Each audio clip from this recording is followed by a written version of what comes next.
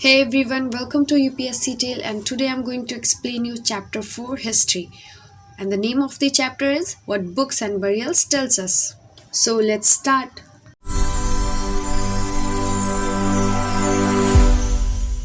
This topic is of Before Common Era, which is the origin of history. Today we are going to learn what books and burials tells us. इस chapter में हम लोग वैदिक as के बारे में पढ़ेंगे जो कि आज से 3500 ईयर्स अगो स्टार्ट हो गया था. It means after the decline of Indus valley civilization. And today we are going to learn about what kind of books are important in Vedic age. We can also say that this age gives the information of Aryans, and the main sources are books, and one of the oldest book is Rig Veda. It also gives the information of Aryans, how they develop, what they eat, and how they live. Now about the Rig Veda. Rig Veda composed about 3500 years ago, and it includes 10 mandals. Rig Veda includes thousands of hymns which is composed by ऋषि जो कि अलग अलग gods and goddess की पूजा करने के लिए थी. It also gives the information of different gods and goddess. Shukt or well said. We can also say it श्लोक और मंत्र जिसका इस्तेमाल वो लोग करते थे gods and goddess की पूजा करने में. Like Agni, fire god, Indra, warrior god. I've already told you that hymns were composed by rishis, and one of the rishi was Vishwamitra. Hymns were composed orally, and it passes generation to generation orally. Rigveda में Sanskrit language है जो कि Indo Aryan language है. It means Latin, Persian, French, Spanish, German, ये सारी language में similarity आती है. एनसीईआरटी बुक में माँ वर्ड का यूज़ करते हुए बताया गया है जैसे कि माँ हिंदी में एंड मदर इंग्लिश में. It means Rig Veda is important, and it also gives the information of wars, battles and books. Now, how historians studied Rig Veda. Some of the hymns in Rig Veda are formed of dialogue.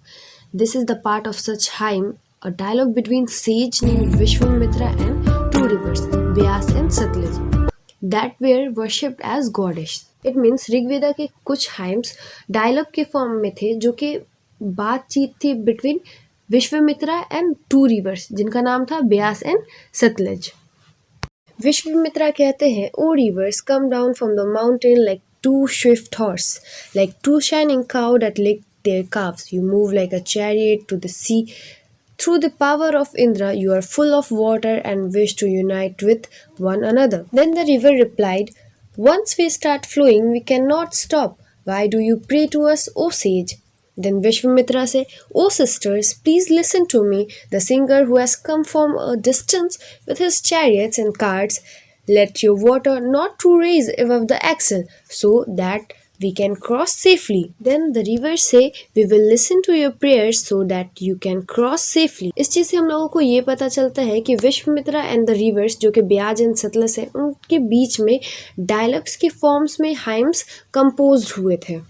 इस chapter में Ganga and Yamuna का भी नाम लिया गया है but वो सिर्फ एक बार. Now about the battles. Some battles were fought for water and captured the people and land also. Mostly men took part in these wars. There was no regular assembly, but there was assembly where people met and discussed matter of war and peace. They also chose leaders who were they often brave and skillful warriors. It means पहले ऐसा नहीं था कि राजा का बेटा ही राजा बनेगा. जो लोग ज़्यादा ब्रेव होते थे, स्किलफुल वॉरियर्स होते थे, वही आगे जाकर के राजा बनते थे. एंड सारी वेल्थ जो कि उन लोगों ने जंग से जीती थी वो लीडर्स में डिस्ट्रीब्यूट हो जाती थी, प्रिस्ट में डिस्ट्रीब्यूट हो जाती थी, और बाकी रेस्ट जो बची वो सारे लोगों में डिस्ट्रीब्यूट हो जाती थी. जब वो लोग जंग जीत जाते थे तो कुछ चीज़ें जैसे कि घी, ग्रेन और कुछ एनिमल्स वो ऑफर करते थे गॉड्स एंड गॉडेस को. वॉर्स में ऐसा होता था कि जो लोग वॉर जीतते थे, हारने वाले की सारी चीज़ें साथ लोग भी अपने साथ ले आते थे और उनको एज अ दास एंड दासी ट्रीट करते थे. Now about the megaliths.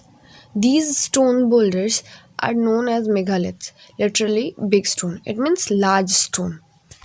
These were carefully arranged by the people were used to mark burial sites. The practice of erecting megaliths began about 3000 years ago and was prevalent throughout the Deccan, South Indian in the north, east and Kashmir.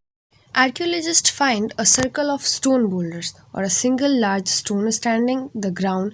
These are only indication that they are the burials of Benth. Archaeologist ने वहाँ पे बहुत सारे stones या फिर एक बड़ा stone पाया जो कि सिर्फ ये इंडिकेट करते थे कि वहाँ पे बरियल्स हैं।